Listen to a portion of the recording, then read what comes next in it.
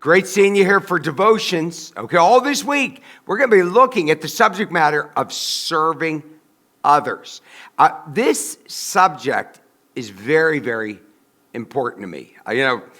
When you serve God, and when I was young and I wanted to go into ministry and I wanted to serve the Lord, there's so many different facets of it.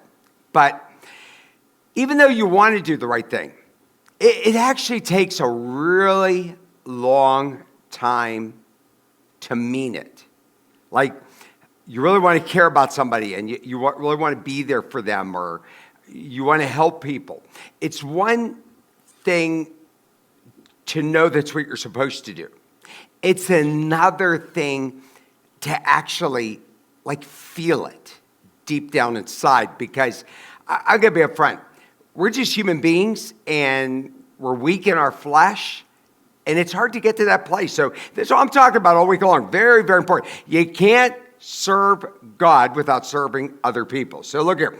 Mark 10:45 about the Lord.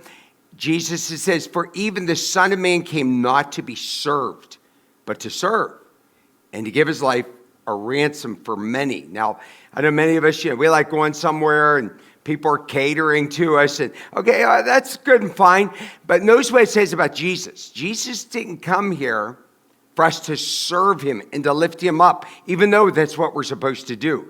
But he was the model for us, that he gave his life away, and he expects us to serve him by serving other people for his honor and glory.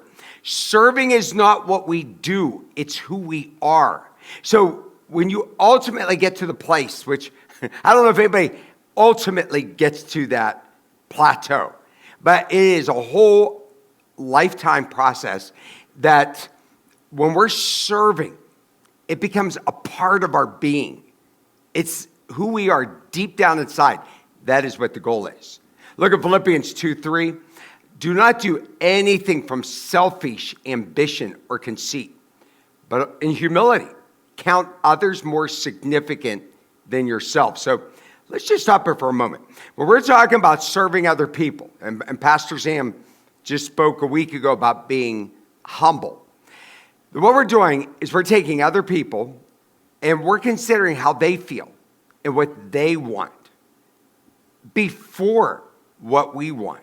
It's almost like you're going out for dinner and they like this kind of food, but you don't really care for it, but you don't tell them that, because you want to go out and have a good time with them. You want them to have a good time. That's more important to you than yourself having a good time. Or this is what it's saying. And he said, "Let each of you not look only to his own interests, but also look at the interests of others." So every so often we'll have somebody come along and, they like this certain kind of sermon. They always want that kind of sermon. Or they want this kind of music. Or they believe that we should have these kind of studies. But it's really what they enjoy. Like, for example, there are things that the pastors enjoy that we don't teach. And the reason why, maybe we feel like it's a little too deep. Other people don't find it interesting. And that's okay, because you want to take care of others and not yourself. Serving others is doing things we don't want to do for the sake of others. Wow. I can't think of a better definition of serving others. To be more like Jesus Christ is to say that I'm going to do things I don't want to do, but I'm going to do it. Now, you'll find as a parent you do that, right? Okay, so it's just part, or being a husband, being a wife, you do things you don't want to do. So I will encourage you. You will never be a true follower of Jesus Christ in your heart unless you become a servant in your heart. I want you to pray about that today.